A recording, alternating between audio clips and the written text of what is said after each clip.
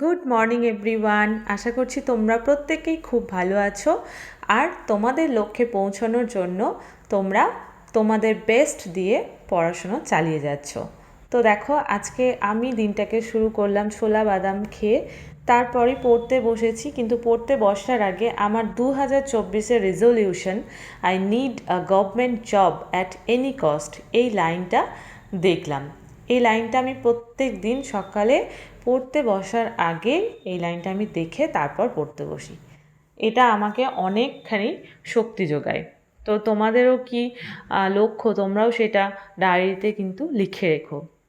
তারপরে দেখতে পেলে যে আমি আজকে কি কি পড়ব সেটা আমি কালকে রাতে লিখে রেখেছিলাম। টু ডু লিস্টটা আমি কালকে করে রেখেছিলাম। আজকে আমি দিনটাকে কিভাবে মানে কাটাবো আর কি, যে কোন কাজটা কখন করে নেব, কোন পড়াগুলো পড়বো। তাতে করে কি হবে, তোমার কিন্তু মনে হবে না সকাল উঠেই যে খাপছাড়া অবস্থা হয়ে যায় যে কোনটা কখন পড়বো, কীরকমভাবে পড়বো, কাজগুলো কিভাবে হ্যান্ডেল করব, তাই না? যেহেতু আমরা হাউসওয়াইফ, তো সেই কারণে তো সবসময় আমরা চাইলেই পড়তে পারি না, আমাদেরকে বাড়ির কাজগুলোকেও করে নিতে হয়। তো দেখতেই পেলে আমি ফিজিক্স পড়তে বসেছি। এই ফিজিক্সটা আমার একটুখানি কঠিন লাগে, তাই সকালে পড়ে নেবার চেষ্টা করি। যেই সাবজেক্টটা আমার কঠিন মনে হয় সকালে পড়লে কিন্তু খুব ভালোভাবে তৈরি হয়ে যায়। তো ফিজিক্স থেকে আমি পড়েছিলাম first, second and third chapter, ওই যে কার্যক্ষমতা, তারপর নিউটনের সূত্রাবলী, তারপর হচ্ছে রাশির একক, ওইগুলো সব পড়লাম। ভেক্টর রাশি, স্কেলার রাশি, তাদের এককগুলো। তো তারপরে দেখতে পেলে আমি আমার টেবিলটাকে গুছিয়ে নিলাম খুব ভালোভাবে, কারণ এখন আমার অনলাইন ক্লাস হবে। আজকে সকালেই ক্লাস নেবেন স্যার। তো আমাদের রাতে ক্লাস থাকে, কিন্তু আজকে সকালে নেবে। তো যাই হোক, দেখো এখানে ক্লাসটা আমি করছি। তো তারপরেই দেখো, আমি যেহেতু সকালে উঠি আর আমার বরমশাই তো ঘুমান তখন, তো বিছানা আমি পরিষ্কার করতে পারি না, যেহেতু ও ঘুমায়। তারপর উঠে গেলে পরে পুরো একদম বেড নিট অ্যান্ড ক্লিন করে নিলাম। তো যাই হোক, ঘরটাকেও মুছে ঝাড় দিয়ে নিয়েছি। হ্যাঁ, একটা কথা বলে রাখি, আমি প্রত্যেক দিন ঘর মুছি না, কিন্তু দুবেলা করে ঝাড় দিই। দুদিন পর পর ঘরগুলো সব মুছি। কারণ দেখো, আমাদের যেহেতু পড়াশুনো করতে হচ্ছে, তো এখন সব কাজ একদম প্রত্যেক দিন করাটা পসিবল হয়ে ওঠে না, কিন্তু যেগুলো নইলে নয় সেগুলো তো করতেই হবে। তো আজকে যেহেতু সানডে, তো যাই হোক, দেখো জামা কাপড় কেচেছি, তো সেগুলো শুকোতে দিয়েছি, কিন্তু আকাশের যা অবস্থা, মনে হচ্ছে একটু পরেই বৃষ্টি নামবে। তো যাই হোক, তারপরে আবার এলাম আমি পড়তে। এখন আমি পলিটি নিয়ে বসেছি, ভারতের সংবিধান রচনার পটভূমি, ফার্স্ট চ্যাপ্টার। সেকেন্ড চ্যাপ্টার সংবিধানের বৈশিষ্ট্য, উৎস এবং প্রস্তাবনা। আর থার্ড চ্যাপ্টার পড়ব সংবিধানের অংশ, তালিকা, গুরুত্বপূর্ণ ধারাগুলো। এগুলো রিভিশন দিয়ে দেবো খুব ভালোভাবে, যাতে করে আরও জিনিসগুলো সব মনে থাকে। আসলে ওই পার্ট, শিডিউল এগুলো একটু গুলিয়ে যায়, তাই এগুলো খুব ভালোভাবে দেখে নিতে হবে। তারপরে চলে এসেছি দেখো ইকোনমি থেকে, role and functions of RBI. এই চ্যাপ্টারটা খুব ভালোভাবে পড়ে নেব। এখানে যে যে জিনিসগুলো ইম্পর্টেন্ট, যে ন্যাশনালাইজড কবে হয়েছিল আরবিআই, তারপর আরবিআই হেডকোয়ার্টার আগে কোথায় ছিল, এখন কোনটা, তারপর ফিনান্সিয়াল ইয়ার, প্রতীক, টোটাল মেম্বার, এই সমস্ত কিছু সব দেখে নেব। তো আজকে যেহেতু সানডে, তাই স্পেশাল একটুখানি রান্না করেছিলাম, চিকেন বানিয়েছিলাম, পোস্ত, ভেন্ডি চচ্চড়ি, কচু সিদ্ধ, ভাত আর হচ্ছে লেবু। তো এই হলো আজকের মেনু। আজকে যেহেতু সানডে, তাই একটুখানি স্পেশাল। আর বাকি দিনগুলো তো যাই মন তাই করে একটুখানি খেলেই হলো। যাই হোক, আজকে বর্মশাই বাড়িতে আছে তার জন্য।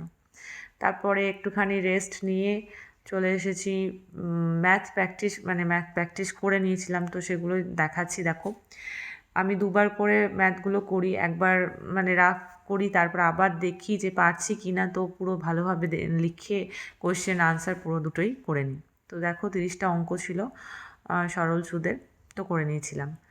তো তারপরেই দেখো, আমি সকালে যেই সাবজেক্টগুলো পড়েছি সেগুলো সব কিছুর এমসিকিউ প্র্যাকটিস করতে বসে পড়েছি, কারণ এমসিকিউ প্র্যাকটিস না করলে কিন্তু তোমার পড়াটা ইনকমপ্লিট থেকে যাবে। মানে তুমি বুঝতে পারবে না যে তুমি কোন কোন জায়গাগুলো ছেয়েছো, মানে মনে রাখতে পারছো না, বা কোন ইয়ারে কোন কোশ্চেনটা এসেছিলো সেগুলো সব দেখতে পারবে, কোন পরীক্ষায় কোন ধরনের কোশ্চেন আসছে কোথা থেকে, মানে কোন এমসিকিউটা বেশি ইম্পর্টেন্ট, সেগুলো কিন্তু সমস্ত কিছু বুঝে নিতে পারবে। তো তারপরে একটুখানি ব্রেক নিয়ে আমি কিন্তু চলে এসেছিলাম স্ট্যাটিক জিকে পার্টটা করতে, কারণ এই জিকে জিকে বলো, তারপর রিজনিং, ম্যাথ, এগুলো দুপুর দিকে করলে কিন্তু আমার মনে হয় ভালো। তো আমি সাজেস্ট করব সব সময় ওই যে 3টে 4টে এই এই সময়গুলো কিন্তু কাটতে চাই না, মানে মেন পড়াগুলো কিন্তু হয় না এই সময়টাতে। তো সেই সময়গুলো এইরকম সময়ে কিন্তু আমরা জিকে প্র্যাকটিস করতেই পারি, বা কারেন্ট অ্যাফেয়ার্স দেখে নিতে পারো। তোমরা কোথা থেকে কারেন্ট অ্যাফেয়ার্স করো অবশ্যই জানাবে।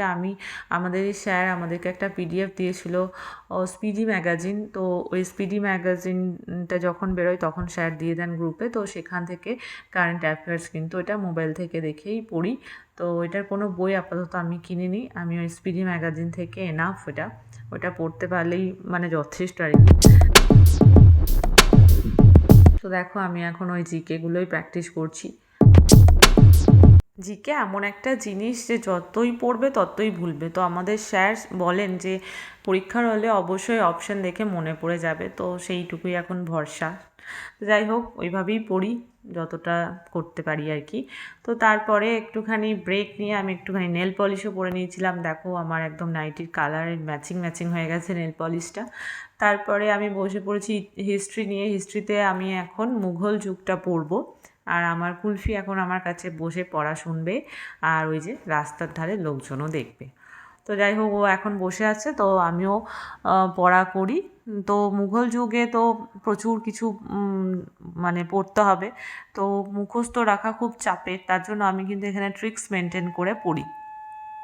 যেমন ধরো বাবর যে অতগুলো যুদ্ধ করেছিল, পানিপথের যুদ্ধ, খানুয়ার যুদ্ধ, কত সাল, সেই সালগুলো কিভাবে মনে রাখবো পরপর।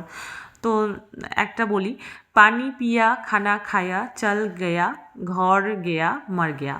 এই ট্রিক্সটা হচ্ছে, দেখো পানিতে পানিপথের যুদ্ধ 1526, তারপর খানা খায়া খাতে খানুয়ার যুদ্ধ 1527, চল গেয়া এই চতে হচ্ছে চান্দেরি যুদ্ধ 1528, তারপরে ঘর গেয়া সেটা হচ্ছে ঘর থেকে ঘর ঘরা 1529, মার গেয়া বাবরের মৃত্যু, মার গেয়া থেকে এলো মৃত্যু 1530। তো এইভাবে দেখো করে অবশ্যই মনে থাকবে। তো সব কিছু হিস্ট্রি এমন একটা বোরিংই সাবজেক্ট, তারপরেও ট্রিক্স মেনটেন না করলে কিন্তু খুব চাপের। তো দেখো, তারপরে আমি একটুখানি চা খেয়ে নিয়েছিলাম। তারপরে ব্রেক নেওয়ার পরে আজকে যেহেতু রাতে ক্লাস ছিল, কিন্তু রাতে ক্লাস আর হলো না, সকালে যেহেতু ক্লাস হয়ে গেছে অলরেডি, তার জন্য। তো এই সময়টা এখন আমি কি করব, এখন মক টেস্ট দেব। কিন্তু দেখো মক টেস্ট দেওয়া হয়ে গেছে, মক টেস্টে আমি একদম ভালো স্কোর করতে পারিনি, আই অ্যাম ফেলড। কিন্তু আমি মন খারাপ করব না, because failure is the pillar of success, তাই না? তো দেখো মক টেস্ট দিলেই হবে না, মক টেস্ট দেওয়ার পর প্রপার অ্যানালিসিস কিন্তু করা দরকার। তা না হলে তুমি বুঝতে পারবে না, যে হয়তো কোনোটা আন্দাজে তুমি আনসার দিয়েছো, সেটা তো আর তোমার মনে থাকবে না। তাই অ্যানালিসিস করলে কি হবে, পুরোটা আমার মাথাতে গাঁথা থেকে যাবে যে এই ভুলটা আমি করেছিলাম, এটা আমি আন্দাজে তুক্কা মেরে করেছি, কিন্তু এটা এর আনসার হবে। তো সেইভাবে সেই আনসারটা কিন্তু মনে থাকবে। যখনই তুমি ভুল করবে সেটা কিন্তু নেক্সট টাইম আর করবে না, কারণ তোমার মনে পড়ে যাবে যে এখানে আমি এই ভুলটা করেছিলাম। তো যাই হোক, দেখো রাতের শেষে একদম ডিনার করে তারপরে শুতে যাওয়ার আগে, ফাইনাল স্লিপে যাওয়ার আগে আমি পুরোটা মিলিয়ে নিচ্ছিলাম যে আমি কতটা কি করতে পেরেছি। তো সবগুলোই করেছি, এভাবেই 8 আওয়ার্স স্টাডি চ্যালেঞ্জ আমি পূর্ণ করতে পেরেছি। এভাবে আজকের দিনটাকে কাটালাম। তো তোমরা কে কীরকমভাবে প্রিপারেশন নিচ্ছ অবশ্যই জানিও কমেন্টে। আজ তবে আসি।